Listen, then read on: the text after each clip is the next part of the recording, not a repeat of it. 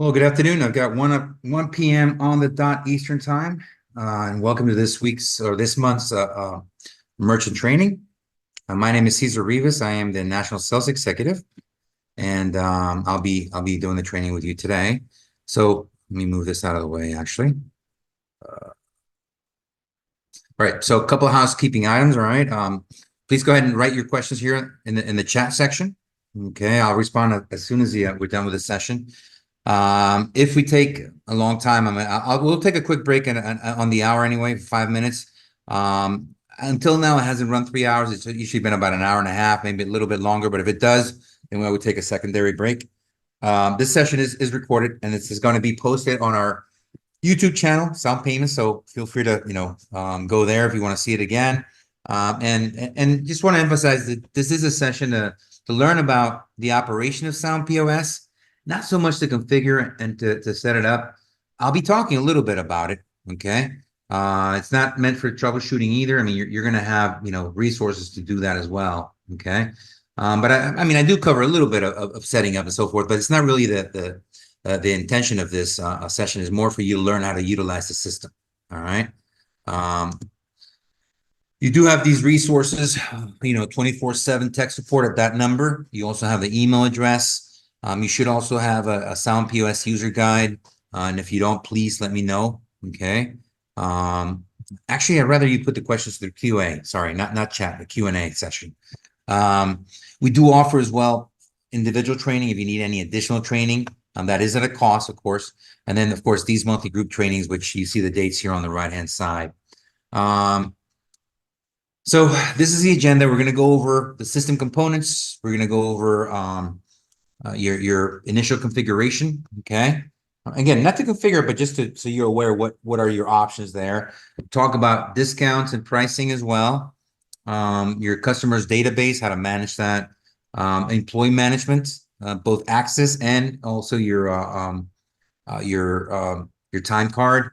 We're going to look at the reports, and we're going to look at how you can manage your inventory and the different components of inventory. We're going to see how to add printers if you need to add any type of a network printer, and of course, managing the sales screen as well. All right.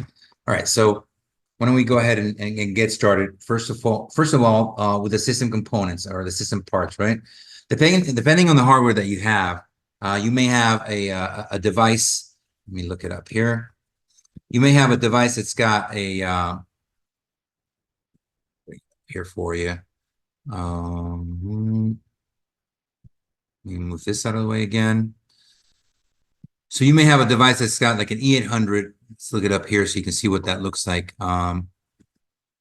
That's got your POS facing screen as well as your customer facing screen here. Put it up here, right? Oh, sorry, that's the A800. The E800 is the one that I'm looking for here. Or is it E800, E600, E800? Huh, I don't have a sheet. Well, either way, E700 works the same way, all right? So the E700 has two screens. You have the POS screen on one side and you have the customer facing screen, which is for the payment device. All right, so you have those two things. You also have the printer, okay? Both countertop units, the E800, the E700, all of the countertop units come with that.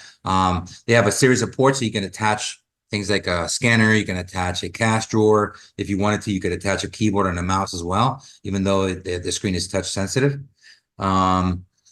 You can also, if you needed to have a detached payment terminal, it does work with some other pin pads. So if you have a barrier or anything like that, that's blocking the access to the payment terminal for their customer, you can also add an external pin pad as well. All right. If you have a handheld unit, such as, let's say, the A920, okay, this has a single screen. It still has a printer and everything, but it has a single screen. Okay, you still have your card reader here on the bottom, swipe on the top, and you have tap and pay as well. So now, if you have the handheld unit, just so you know, it is a full version of the POS. There's no, the watered down version or anything like that. You have all the functionalities that you have in your regular POS. All right. You also have some additional hardware I mentioned. You can add a printer to this. You can actually have a network printer. It would be connected to whatever network device you have. Any printer that uses Epson printing protocols will work. You can, of course, as I said before, the printer, the cash drawer, and the scanner. You can add that as well. And another item that I want to mention is your web portal.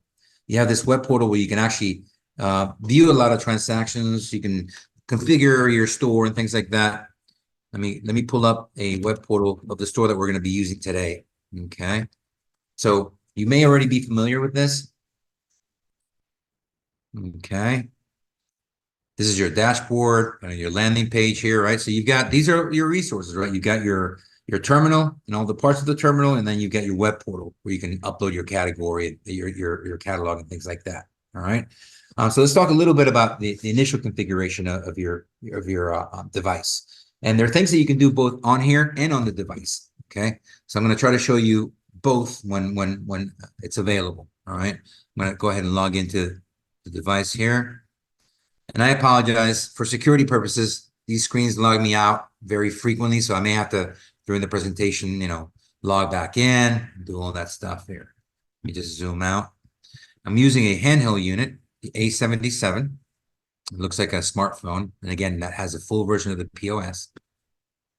So I'm going to try again to show you how it's done on the screen of the POS and how it's done on the web portal as well. All right. So the first thing that I want to show you is around taxes.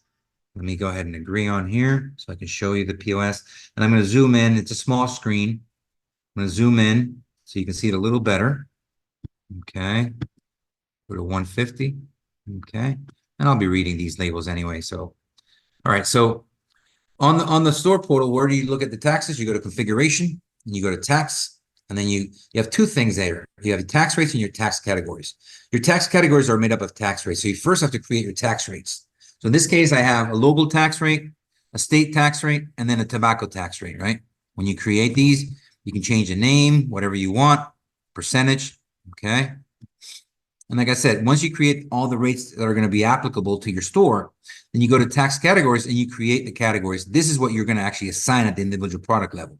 So your standard tax rate, in this case, this store, is the one that includes just a sales tax, your local and your state.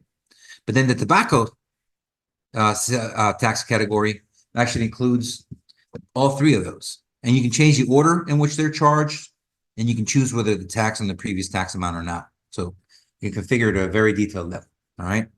On the terminal itself, you would go to inventory, and then you have your taxes here where you create the different tax rates and your tax categories where you group those into the different tax rates. Okay. So you can do it on both. Next thing is your employees, right? You can create restricted functions for your employees. And where you would do that is you go to POS and you go to your employee maintenance, and then you have your POS user roles. This is where you're going to create the permission. Okay, you can do it here. So you choose, for the cash register, what you want them to do, administration, if you want to have access to reports, you do it here. Okay. Now, if you want to do it on the terminal, you're going to go to the maintenance screen, and you're going to choose your roles there. And again, you've got all your sales functions here, and then all your back-end functions here. Okay, so you can choose what reports they have access to and so forth. All right. Once you've created the role, then you go to the actual user, and you create the user here. And then each user will tell you what the role is. Now, on the back end, on here, on the web portal, you also have the ability to manage time cards. You can also download barcodes here. On the terminal, when you go to users, okay, you don't have the ability to manage the time cards here. That's only on the back end. You can print the barcode. It'll print it on the whatever built-in printer you're using for that device. Okay. All right. So that's part of the setup. Now let's go to the receipt configuration. All right. And again, I think on the web portal, it's easier to do the receipt configuration than it is on the terminal. But we go in here, we're going to go to the POS configuration on their POS, and we'll go to the receipt. And why it's easier here is because you have the ability to upload a logo for your receipt if you wanted to. It's a lot easier to upload it here from the computer than it is if you go to the terminal, you go to settings, and then receipt configuration, right? Your receipt setup. And again, it's just a lot harder. You could do the logo, upload logo, but it's harder to get a logo on here. But this is where you would customize your receipt, okay? Or do it here on the portal. Again, it's a lot easier there. Let's talk about the product catalog and how you configure that, okay? On the web portal, you have the ability to import your product catalog, okay? You can use a template we have here, either one of these templates, or if you're coming from another POS and that POS allows you to export your inventory, you may be able to actually import it using a mapping template. And you have to talk to your processor so that they help you with a template because they have access to the templates. Okay, that's an easy way to upload your category. In addition to that, you also have your categories. Sorry, that's an easy way to upload your product. Sorry. In addition to that, you also have your categories where you can use categories that are going to display on the menu. If you're going to do any manual entry and you want to categorize also your manual entry, this is where you would activate it. If you're going to do any payout or pay in and you want to categorize those, this is where you would activate it here as well. Okay, so you may have a category that's only for manual entry, and a category that's only for pay in or pay out, and a category that's only for display, or a combination of all. All right. We also created a refund reason for category, so you can create why it's being refunded, and the system will also prompt you on whether you want to add it back to inventory or not. Okay. What we did with modifiers, we grouped them just to make it easier to assign the different products, and then this is where you would register your product attributes. All right. On the terminal itself, you go to inventory. This is where you would add your products. You go to products, add here. Okay. This is where you would create your categories. And again, where you would assign what kind of a category it is. Is it for pay in, pay out, for display on the menu, for manual? Okay. This is where you would create your attributes here. And this is where you would group your modifiers. Okay. And of course, your refund reason as well. So that's where you would find it on the machine. Okay.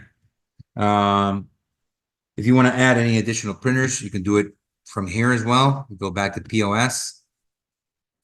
And you go to POS configuration, and you have the printers here. You can configure that here. Or you can configure it on the terminal itself. You go to settings. And honestly, I like configuring the printer better on the terminal itself than I do on the back end. I think it works a little better. Right, it's easier. And then you can test it right then and there if it works. Okay. For your payment methods, of course, you should configure them first here. Okay. Got all of them here. Now remember, if you are going to accept EBT or check, before you do that here, you have to go to configuration and settings. And you have to activate it here for your store. On their payment settings, you have to activate EBT and check. And then once you activate it there, then you can go to payment methods here and activate it here as well. Okay. And you can choose if a payment method, for example, this store, I do cash discounting. You can choose whether that payment method is going to support cash discounting or not. Okay. The other thing is loyalty. And again, you're going to configure your loyalty here under configuration, settings, and store settings. You got to edit, and you get your loyalty here. And here you're going to configure how many points you can exchange for redeeming and how many points are generated per purchase. So this is a 10-to-1 ratio, pretty much you're giving 10% off. Okay. For gift cards, well, we have in-house gift cards, and we also have gift cards. Wait, I'm sorry. Before I go on, one last thing I need to mention about the cash discounting on the machine itself. Okay. Once you activate cash discounting, you go to pay method. You can also activate or deactivate here. You got to make sure that it's turned on here. Okay. And you can have custom paid methods as well, like Venmo. It's not going to process it, but it's going to register that form of payment. Okay. All right. So let's go back to the loyalty. So this is where you configure it. You can configure this on the terminal itself. And then age verification would be if you want like a global age for the store. You can modify this at the individual product level. Again, this is not something you can do on the terminal. It has to be done here. Okay. For the gift cards, you could do in-house gift cards. You can also do vendor-based gift cards. You got to talk to your processor about the vendor-based to see which ones they work with. But this is where you would configure that here. All right, and then the pay in, pay out again. You saw where the categories are. This is where you have the actual pay in, pay out. If you go to the store, you can go do for a date range, and then of course you process pay in, pay out here. It's at its own, individual function. So this is where you would choose the category of the payout and so forth. All right. All right, and then synchronizing with the cloud. It's usually done automatic every 5 minutes. Now, every transaction will synchronize very quickly. Okay. But if you do any major changes, it'll do like every 5 minutes or more if you want to. If you want to synchronize manually, make a change that you wanted to take effect in all the terminals, then you do it on here. That's in case you have multiple terminals. Let's see, okay, we don't have any questions so far here. Okay. All right. So let's talk a little bit about discount and pricing. Okay, and this I'm gonna stick to here to the terminal. All right, so we first got a tool that allows you to modify your pricing at 3 levels. You can do it at the level of all inventory, specific category, or specific item. And then you can do 3 types of price adjustment. You can do set a specific dollar amount price. You could increase percentage or decrease percentage. You could adjust profit or gross margin, or you can run the price either up or down. Okay, 3 ways in which to modify pricing there. Also want to talk about discounting. Okay, special pricing is how you would run a sale. You select your item, and you have 3 ways of running the sale. You can do your standard start date and time, end date and time, either sales price or percentage off. All right. Okay. You do bulk pricing, which is your 2 for 1, 3 for 1. And again, it could be a price or a percentage off. And you can do time-based pricing, which is your regular weekly sale. All right. Specific time, start time, and end time. All right. The last item I want to talk about pricing here is the price level. This is how you would apply pricing discounts to specific groups like veterans and things like that, first responders, teachers. Now, you can give discounts to specific products, categories, price range, but the person who received this discount needs to be registered under the customer database, and you can register them at the time of checkout. All right. All right. So I wanted to show you that first and foremost. Up next, I want to show you a little bit about customer management. So we're going to show you here, and we're going to show you on the back end as well. All right. So let's start off with the back portal here, customer maintenance. Right. This is where you can assign your price level as well. This is where you've got your POS customers. Okay. You can manage the loyalty. Okay. You can adjust the value. All right. And you can export your customers as well. Okay. Say Micromart, select all your customers here. And you can export them to Excel. Okay. Account balance, export to Excel, POS customer. Let me show you just what kind of data you got on here. Okay. So your customer export file. Now, obviously, you can't do this on the back end, but this is in case you wanted to import it into another store or something like that, right? Birth date is enabled, email, country, all of their personal information. Okay. If they have any credit, this is where you've assigned credit. Okay. And if they receive any discounts for price level as well. That's one report that you have there. Out of 3. Now on the terminal side, right, I'm going to go ahead and select one of my customers, my favorite customer, which is the testing guy here. Okay. As you can see, I've got all the personal data. You can even take a picture of the customer if you want. Maybe you're concerned with imposters, right? But under the account tab is where you've got the credit features and the loyalty history. You've also got your regular purchase history here, your address, and any notes you may want to add on here. Okay. We don't recommend you store any payment data under these profiles. Again, we're not PCI compliant, so you take a risk of doing something like that. All right. All the payment information is done directly with a payment device, which is PCI compliant and has extra security. All right. All right, let's talk a little bit about employee management. So you saw how to create the employee role. All right, we're going to go back to the store portal, and I want to look at the actual time card details. Right, I don't have a whole lot of time card because this is the only one that usually clocks in and clocks out like really fast. All right, I usually clock in like only a few seconds between. All right, but this is where you would have the time card information. Okay. And then if you wanted to, let me just put it on here real quick, micro marks. If you want to export the information, all right, you can choose the last 7 days, last 90 days, or choose, another time frame. This is what you would have in there. Okay. All right, check out time, check in time, right? Total hours. And you can modify this, of course. It's an Excel spreadsheet. Okay. All right. See here, I'm going kind of fast through this. So let's take a look real quick at the reports. Okay. We want to look at some reports that are going to be on the terminal itself. So these are all the reports that are available on the terminal. You got your transaction details. All right. All of your transactions on here. You can look at the transaction if you tap on it. Okay. Do whatever you want it on here. Okay. Go back. Transaction report itself, and this is a lot more detailed, all right, as far as the number of transaction, 1, 2, 3, 4. Okay. It's another one. A tip report. I don't use tip on here, so don't have really any tips on there. Payment report. Okay, shows you the payment method. You can do search on here. Okay. Type, detail, total. Okay. Employee. Okay.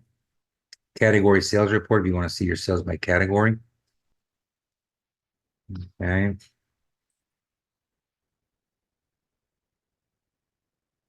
All right, so these are all the reports that are on the terminal itself, and then you have a whole set of reports that are different on the back end. Okay, so we got reports here. You got your bestsellers, which again, it's not one you have here, and you can change your time frame. Low stock report, it'll alert you of what you're running low on based on the threshold that you established. Products that are never purchased, you can choose a different time frame. And if you email reports, it'll register what reports were emailed and to whom. All right. You got transactions here, or this kind of your dashboard. Okay. So all right, give me 1 second here. So we're gonna go ahead and go back a month. All right. All right, you can see all the transactions. Well, actually, I've got 40 transactions, only showing 20. I change it over to 100. So you can see the totals for those transactions. You see all your transactions here, right? And this is your dashboard, so you can go in and look at, you can even see the receipt. Okay. You need to see the receipt here. This is the receipt that we email normally to the customers, right? It's a PDF file. You can see the products that were purchased. You can even see the payment. And for this one, we did multiple tenders, so 3 forms of payment, which the system does support. Okay. So just be aware of that. All right. So, but this is again the dashboard. Your reports are actually found here. You got 2 types: your detailed and your totals report, and you got reports for transactions, payments, category, customer, employee, taxes, and tips. So just to show you real quick the difference between one and the other. If you go to detail for transactions, for example, it's going to show you everything that was purchased. Okay.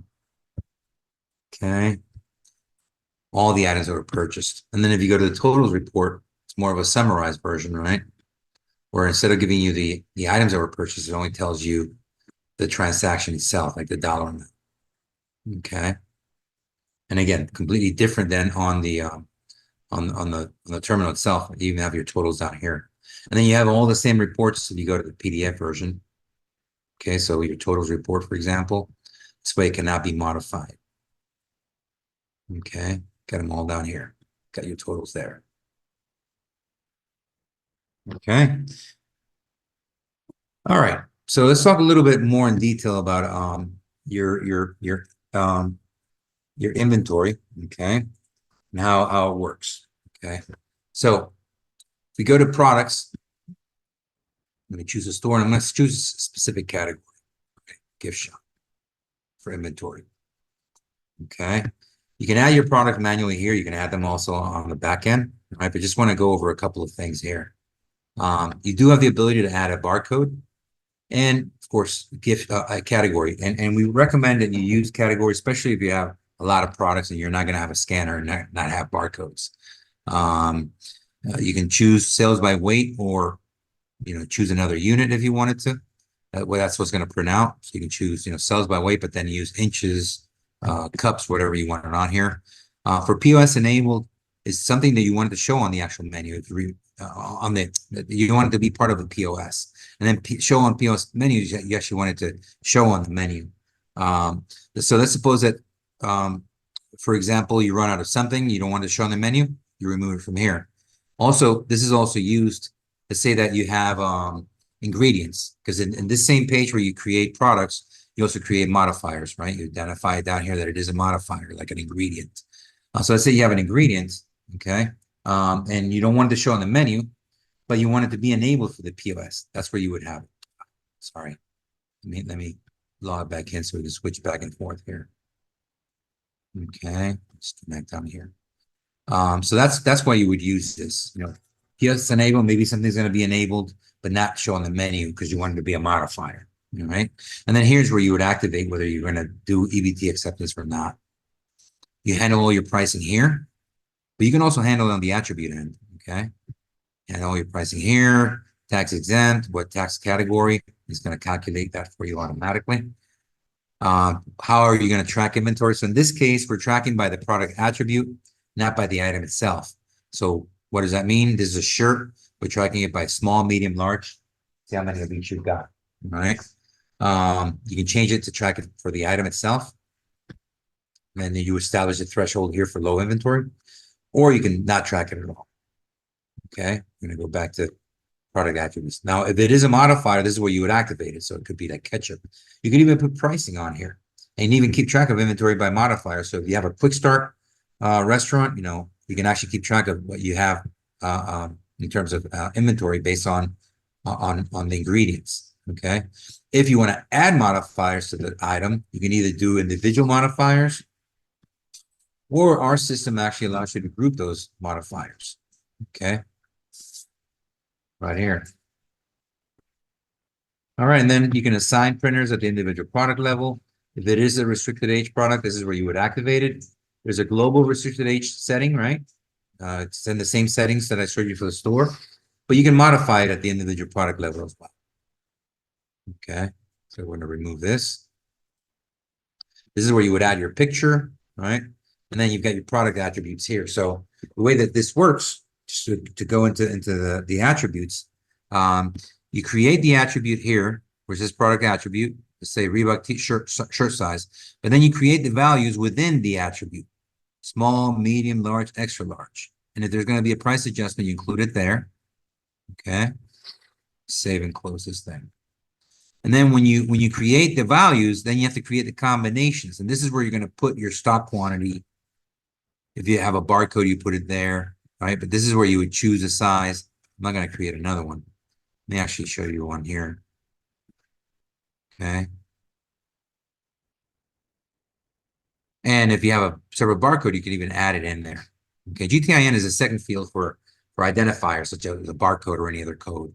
All right. All right. So that's how you would create the products there. On the category side, I showed you how you can actually choose where you want to show up. You have to have the modifiers already in place in order to create the groups, and this is where you create the attributes. You can use attributes, the same attributes for different items. So you can have size for shirt, size for shoes, and just use the same attribute because you're going to create the values within the individual product. All right.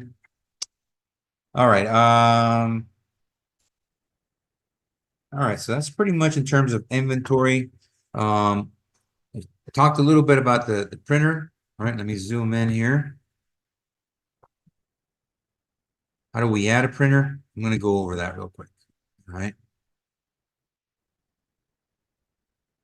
So we go to settings. We go to printer setup. Now you have to make sure in order for this to work, okay? Let's choose add. In order for this to work, we're going to choose a network printer, okay? You got to make sure that the printer is in the same network as your terminal, all right? They're not going to be connected directly. They have to be just on the same network because they're going to use the IP address, which is the network identifier for each device that's connected to that network, okay? Let me get out of here real quick, go into the kitchen. You're always going to use this port 9100, okay, as you can see. As a matter of fact, you can even test it to see if it's actually connected. I'm not going to test it here because I don't have a printer here where I am. And you always leave it in ESC and POS, all right? Kitchen printer, you wanted to make sure that it's printing your local transaction, enable, all right? No need to do any of the other stuff.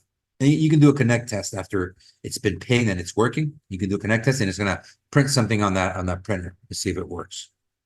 That's so pretty straightforward as far as setting up the printer. Okay. All right. So let's go into the sales screen. Okay. Now this is again a handheld unit where the screen is narrow. If you have a countertop unit, this is going to look a little different because you're going to have this on this side of the screen, and then you're going to have the shopping cart on the left side of the screen. So you don't have to toggle back and forth like I'm going to do. All right. All right. So go over a few of these functions on the top. So inventory is a function used to look for inventory or to add inventory quickly if you wanted to on here. It doesn't give you all the fields that you have when you're going to actually add a product manually. All right.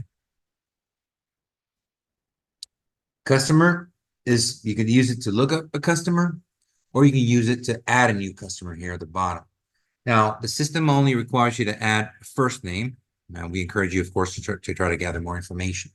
But this is really good function in case somebody says, hey, I'm a veteran, and you have a veteran discount. Like I said, you can't apply that discount unless you register them. You say, hey, what's your first name? And that's it. And you can give them that discount. Okay. As a matter of fact, let me log into one of these customers, the customer that I always use testing guide. Okay. All right.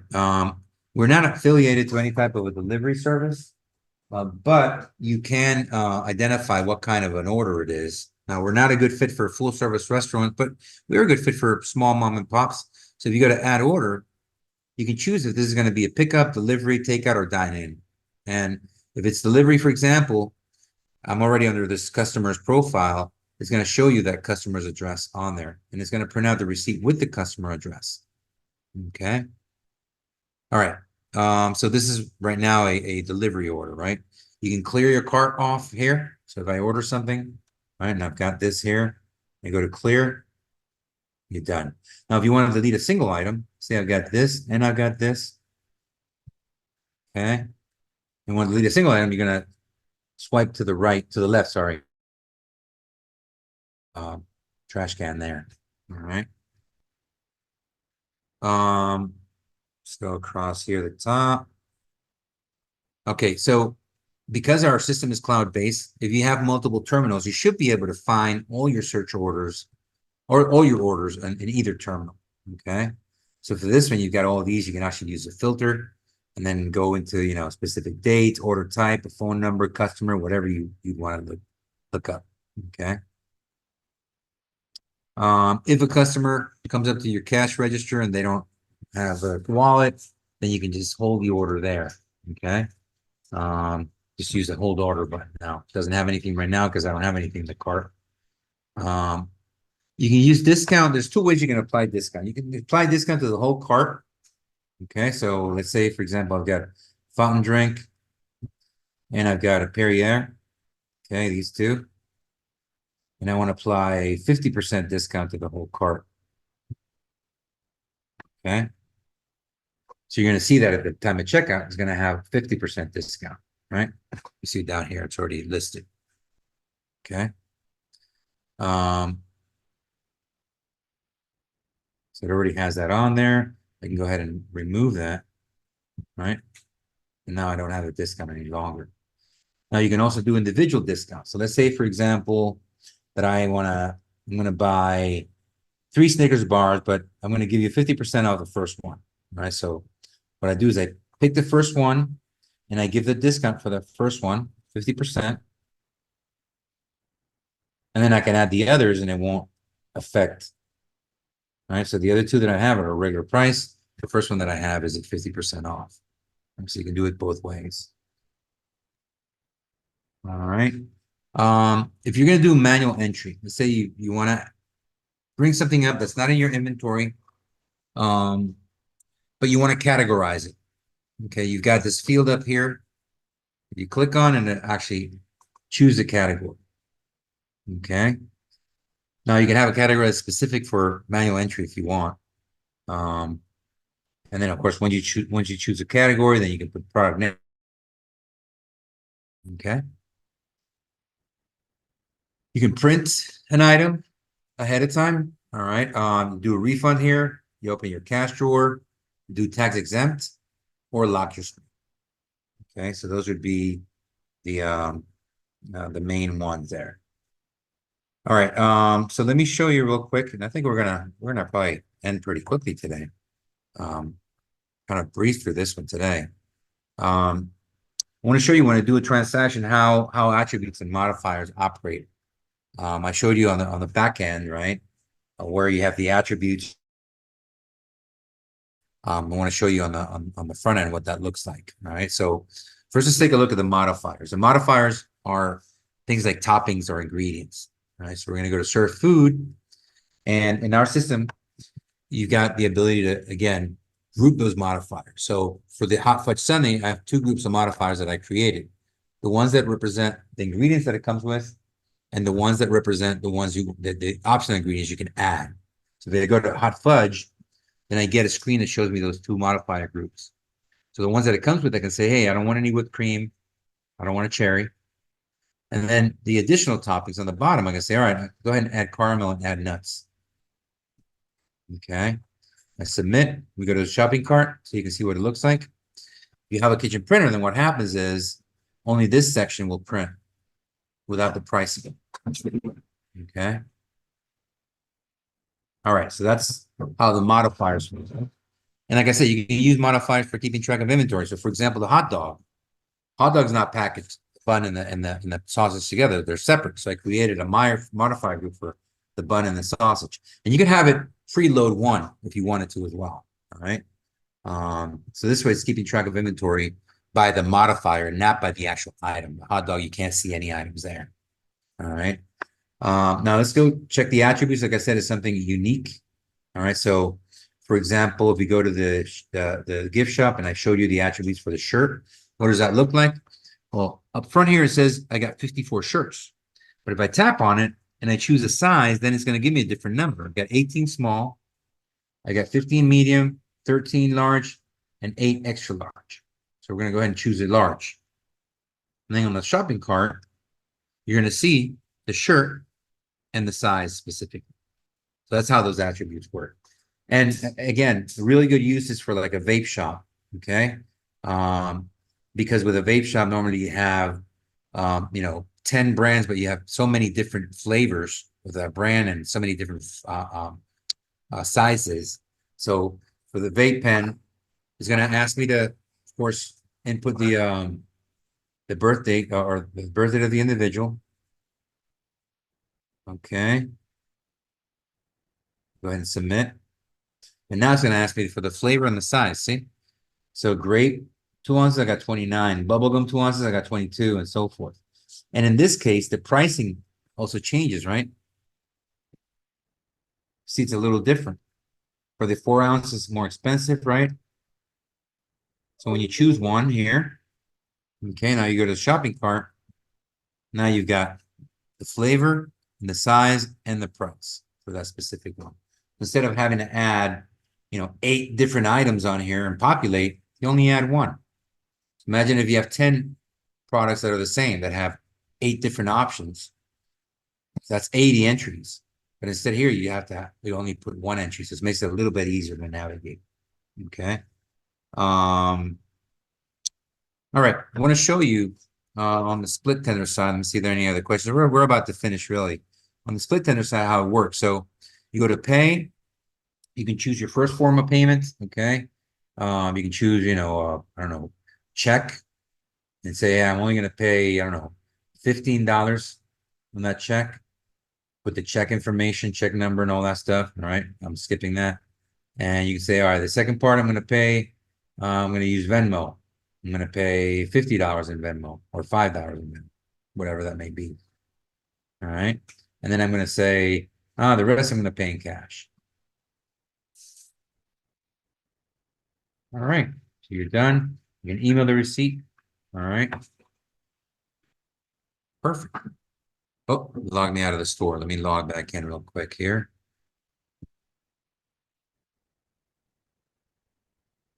And let me look for the store. I want you to see that sale here. Okay. So I'm going to go to the micro store. I want you to see that receipt. This is done. This is done. Okay, I'm going to log into the store. I'm going to go to the report that shows the receipt, just so you can see what that looks like. Go to the transactions, and here's the actual transaction. Remember, 64.77. It's not for any client or anything like that. So we look at the receipt. Here we go. Shows you all the information, right? What was purchased. You got the hot dog and Snickers at a 50% discount, 2 drinks, hot fudge sundae, the vape pen, and all that stuff, right? And it shows you the form of payments, right? You got the first one was a check for $15 and Venmo for $5 and cash for $44.77. Right. All right. So with that, we really didn't have the need to take a break, since we're only a few minutes into this. Yeah. So just wanted to open up for any. Again, please use the Q&A section.